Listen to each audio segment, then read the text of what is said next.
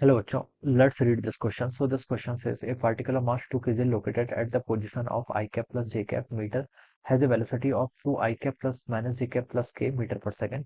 Its angular momentum about z axis in kg meter square पर second. ठीक है, ये आपको एंगुलर मोमेंटम बताना है। ठीक है, तो देखिए बच्चों, इस क्वेश्चन का की कॉन्सेप्ट है ना, बेसिक एंगुलर मोमेंटम लिख लीजिए। क्या लिखना है आपको? एंगुलर मोमेंटम कैलकुलेट करना भी बताना है। Angular momentum, this will be the key concept of this question. ठीक है, एंगुलर मोमेंटम होता क्या आपका? एंगुलर मोमेंटम होता है आपका मोमेंट ऑफ लीनियर मोमेंटम, इसे एंगुलर मोमेंटम कहते हैं। ठीक है, एंगुलर मोमेंटम का बेसिक फार्मूला होता है L equal to R vector cross P vector के ऊपर, ये यूज करते हैं। ठीक है, जैसे बच्चों देखिए मैं इसको डिफाइन करता हूँ, मैं 2D प्लेन में डिफाइन कर सकता हूँ, 3D तो यहाँ पर ड्रॉ नहीं कर सकता। ठीक है, ये आपका एक्स वाई प्लेन है मान लीजिए। ठीक है, यहाँ पर कोई पार्टिकल है जिसका मास कितना है, एम के इक्वल है, इस it will have some velocity V, मान लीजिए 20 की वेलोसिटी। ठीक है, ओरिजिन के रिस्पेक्ट से देखिए बच्चों, यहाँ पर हमें अबाउट जेड एक्सिस बोल है ना, ये आपका एक्स वाई प्लेन है। ठीक है, तो जेड एक्सिस तो देखिए इसके परपेंडिकुलर होगा, this will be the direction of, ये परपेंडिकुलर है, इसको ऐसे प्रेजेंट कर लेता हूँ। ठीक है, ये परपेंडिकुलर है। ठीक है, यानी कि जेड एक्सिस देखिए आपकी तरफ आ रहा है। ठीक है, इसके अबाउट फाइंड आउट करना है, तो बेसिकली आपको ओरिजिन से ही कोऑर्डिनेट लेने पड़ेंगे। ठीक है, क्योंकि देखिए जेड एक्सिस के अबाउट बोल रखा है उसने।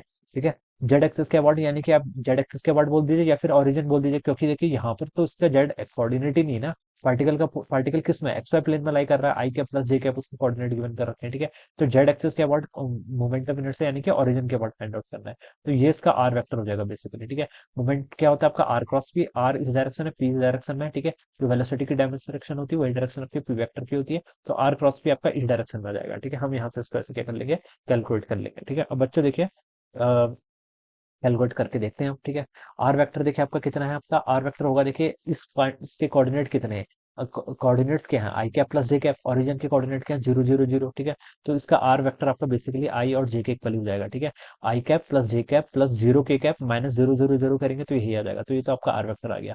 पी वेक्टर यानी कि मोमेंटम वेक्टर कितना देर का है, मास इंटू वेलोसिटी होता है, वेलोसिटी गिवन कर रखी है, तो 2 × 2 कितना होगा, 4 आई कैप माइनस जे कैप प्लस के कैप, ये आपका पी वेक्टर हो गया। ठीक है, अब यहाँ से आप एल वेक्टर निकाल दीजिए। ठीक है, एल वेक्टर देखिए कैसे निकालेंगे, क्रॉस प्रोडक्ट करना है, क्रॉस प्रोडक्ट कैसे करते हैं, आई कैप जे कैप के कैप लिख लेंगे, आर क्रॉस पी है तो पहले आर के लिखेंगे, आई कैप का कोफिशिएंट 1 है आर में, जे कैप का कोफिशिएंट 1 है, के कैप का 0 है, पी वेक्टर में देखिए इसका 1 है, जे कैप का कितना है, -4 है, के कैप का कितना है, 4। ठीक है, अब इसको मल्टीप्लाई कर लीजिए, देखिए मल्टीप्लाई करके कितना आएगा, आई कैप। ठीक है, एंगुलर मोमेंटम वेक्टर क्वांटिटी है। ठीक है, तो आई कैप जब हम करते हैं तो इसकी रो और इसकी कॉलम छोड़ देंगे, बाकी इन दोनों का मल्टीप्लाई करेंगे।